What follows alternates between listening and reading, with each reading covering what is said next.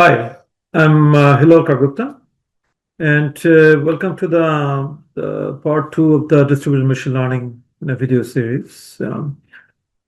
So today, I thought of spending a little bit of time on the history of supercomputing. So in the part one, we talked about the history of distributed machine learning. Some of the early work we looked at those, and so today, I wanted to kind of talk about the hardware infrastructure and the architectures a little bit, and the history of the last 100 years, and some of the lessons that we learned. So that's the agenda for today. Okay, so let's get started. All right. So we're going to talk about supercomputers today, and supercomputer, what is it? It's kind of a loose technical term that talks about scalable computing, solving difficult computational problems. How do we do that? We, just like your desktop or laptop, we add in more computing power by adding processors. We add more storage for storing the data. And make sure that we can actually scale up the problem solving by properly decomposing the task into smaller tasks and solving the problems and separately if we can, and putting them together in a scalable way. So, and then make sure that the different processes that we added, they're kind of connected over high-speed connections. So that's basically in a loose way what supercomputers mean usually. Okay, and so we're going to talk about supercomputers, particularly the AI supercomputers. And look at the history. Look at the booms. That did the computers that did well, and look at the busts, the ones that didn't do very well.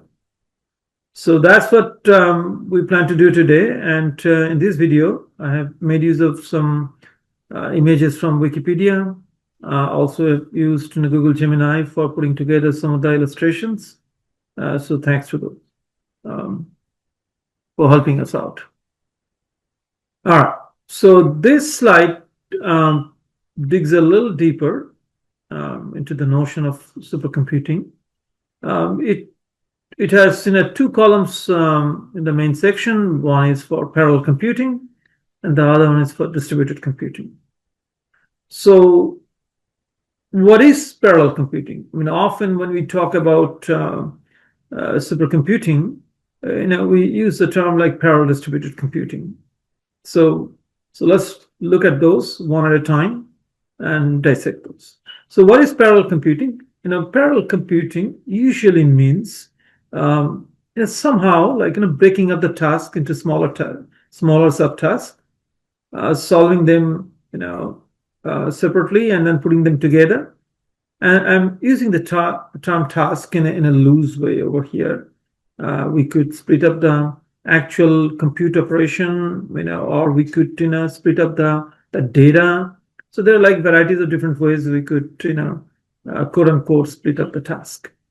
And usually in a parallel computing environment, we use a monolithic architecture with tightly coupled systems and different processing components that work in sync with each other. Often they're connected over high-speed data bus so that the communication latency is minimized. So in general, that's what we normally use when we're talking about a parallel computing application. Right? A tightly coupled system, closely running in sync with each other and the different processes. Now let's talk about the distributed computing aspect of it. So whenever we're talking about distributed computing, we normally imply a network of computers. Okay, they could be heterogeneous. They don't necessarily have to be all running in sync.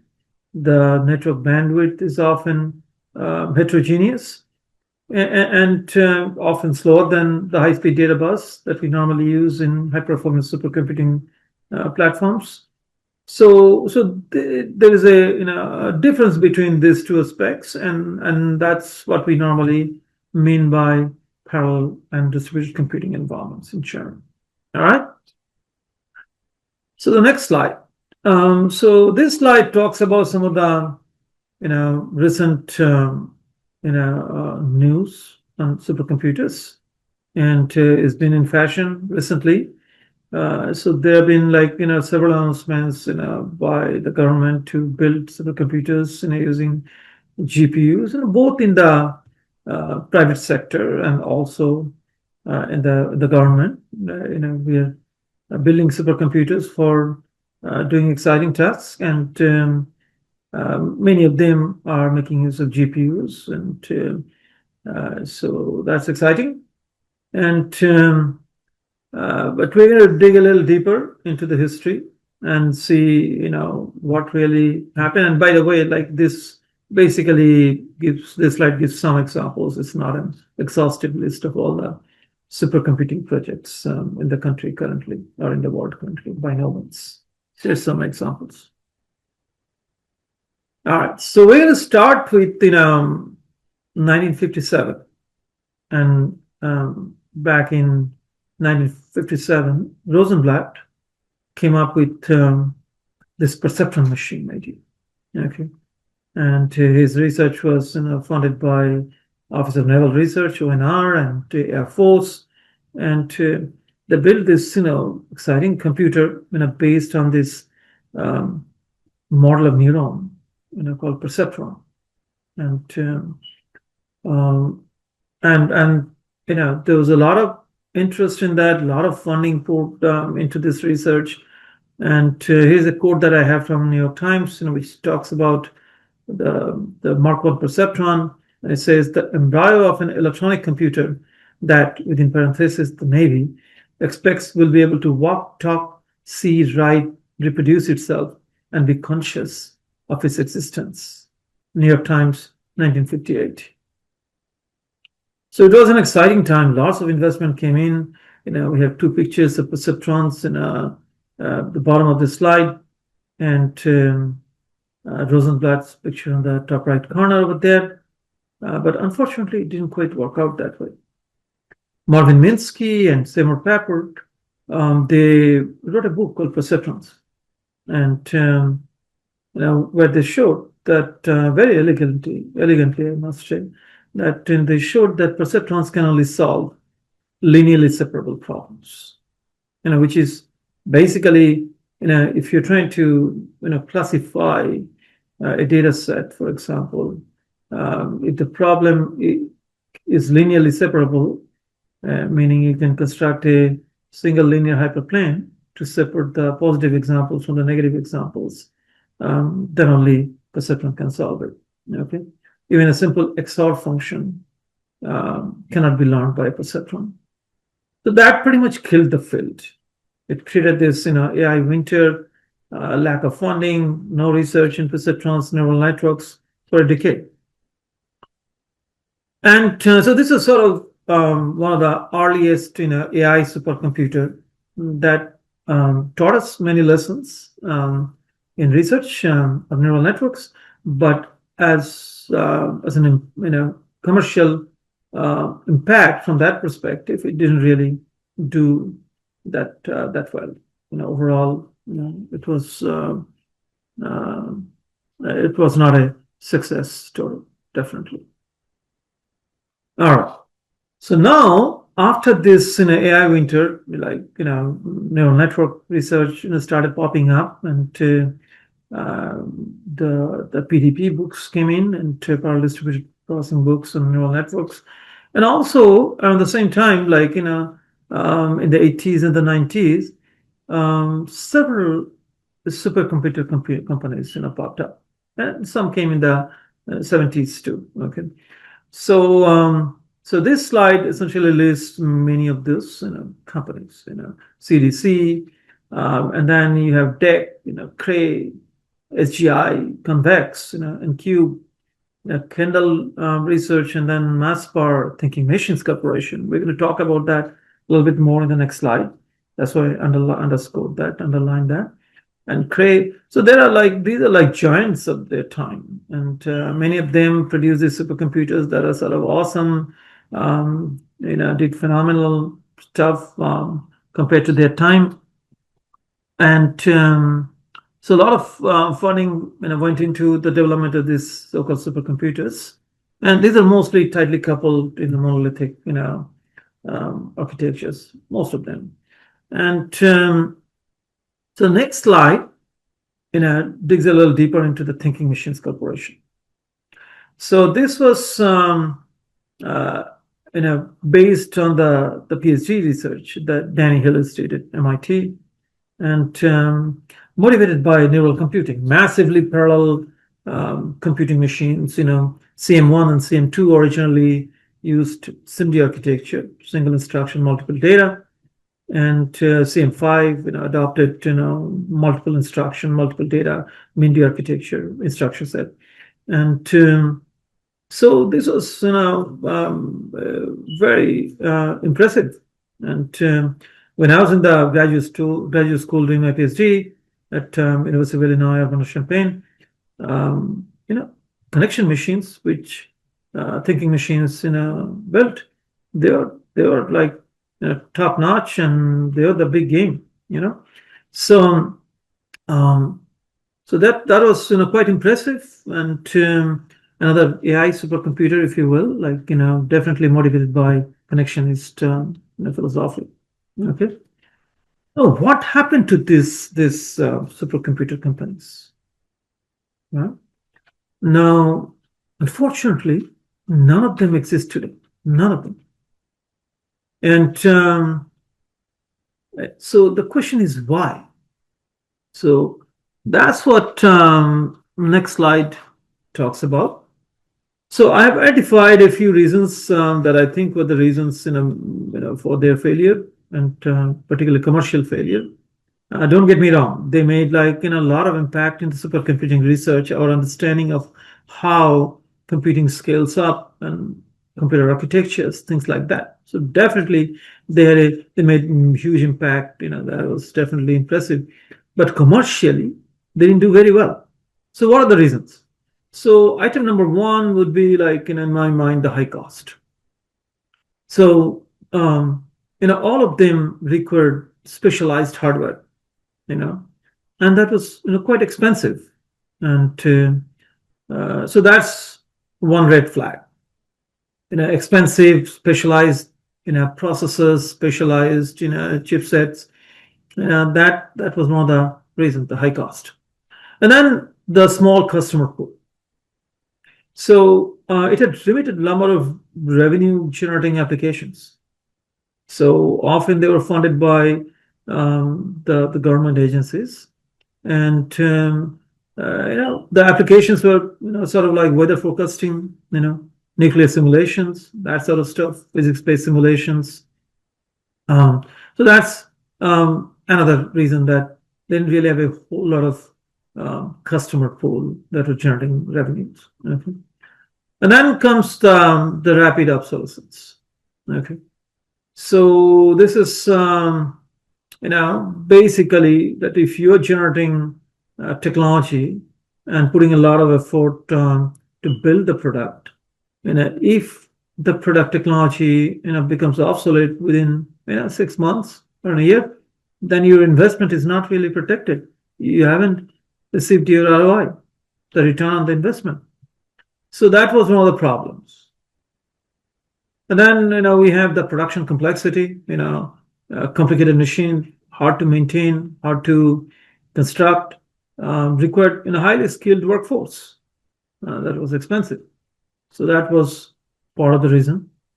And finally, cheaper alternatives. Workstations started becoming more powerful. So instead of buying this highly expensive supercomputers, people started connecting these workstations, the powerful workstations, over the network, and started creating this distributed computing environments, and they worked out pretty well. They solved many difficult computing tasks, and so that was another another major reason for the failure. So high cost, smaller customer base, rapid obsolescence, and then production complexity and cheaper alternatives. These are sort of some of the main reasons behind the failure of these supercomputer companies. All right. And then who was the winner? So I have this in a slide over here, and that kind of points out a real winner in this thing. Although this was not really originally constructed for high performance computing, but fundamentally, is the internet. The internet is a collection of computers connected over in a heterogeneous network, and it's a distributed computing environment. So you are essentially talking about a high performance distributed computing environment, geographically distributed, heterogeneous computers, heterogeneous networks.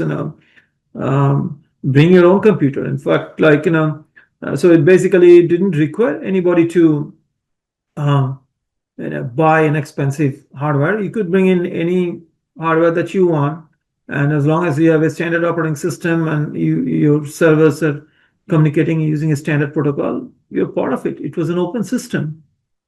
So when Tim Berners-Lee, back in 1989, developed the World Wide Web, in CERN in Europe, he didn't really, enforce a lot of strong requirements on hardware, on the software.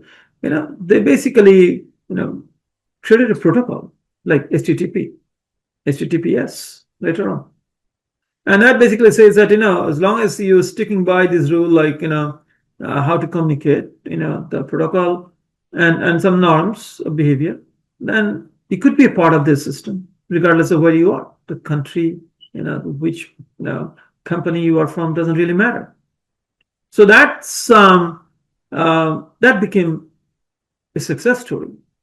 The internet changed the world, changed our life big time, no question about it. So this is one of the success stories that we have in our history of parallel distributed computing. And then this slide, gives you the timeline, summarizes the stuff that we talked about. So the perceptron machine, 1957, lots of pipes and lots of promises, but the theory was, not done right. And although there was a lot of investment and a lot of research that went in, after the boom period, and by 1969, it was completely dead because of the book that came out from MIT by Marvin Minsky and Papert. And after that, there was this, AI winter, dried up all the investments, the bust period. That's what I call it. And then 70s and particularly 80s and 90s, all these supercomputer companies came up, and they used specialized hardware that were expensive, restricted, primarily, government customers, controlled by government. And there was a boom period for a decade. And after that, there was a bust. All of them disappeared. And now there is another surge of AI supercomputers, primarily based on GPUs, based on the new exciting applications and generative AI applications that we are capable of doing now, based on NVIDIA, AMD. These are all these, I listed just a couple of those. And so there's a boom period that's going on. We don't know what's going to happen. We do have more interesting applications right now, like not just the weather forecasting and nuclear simulations. There are other applications, but there are some similarities with the past in terms of the hardware infrastructure, but we don't know what's going to happen in the future.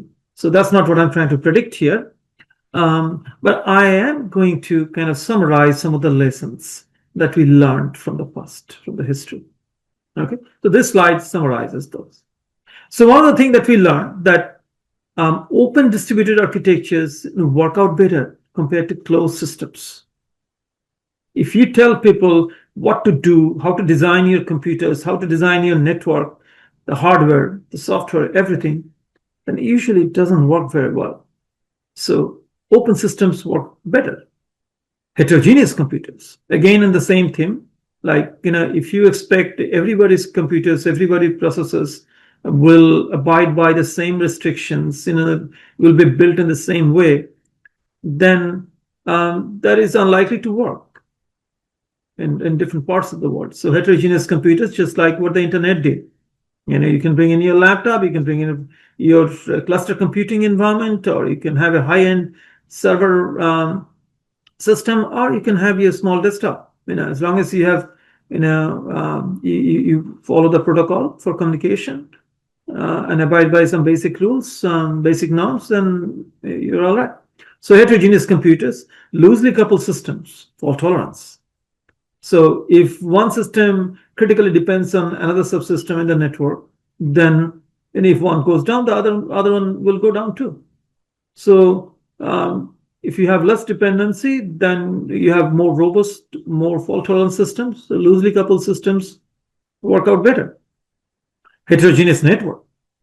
You can't expect that everybody will have the same kind of network connection, high-speed, data bus connecting distributed networks and distributed nodes, distributed computing nodes. So heterogeneous networks, that was an essential part of the internet, and that worked out. Secure. Although right at the advent of the internet, security was probably not adequately thought through, because that's why we had trouble, and we still have having trouble every once in a while on the security front. But that's another thing that we learned, that security should be built up right from the beginning. You should think about security right from the beginning. So that's another thing that we learned. Now, another one is real revenue generating applications. Whatever technology that you're developing, whatever supercomputer that you're building, you need to have a diverse set of clients who are willing to pay for it. Okay, so you need to solve real problems, generate real revenue. Investment alone is not sufficient. And democratic large-scale participation. So one of the biggest attraction of the internet was that it was making the world more democratic, like reducing the gap between the have and the have-nots. So if you if you have a closed, tightly controlled infrastructure, our experience is that that doesn't work very well at a large scale globally. You need more democracy in the system. And then, get the theory right. One thing we learned from the perceptron experiment is that it's important to have good analytical foundation before we make big claims. And so theory matters. Machine learning is not just an empirical science.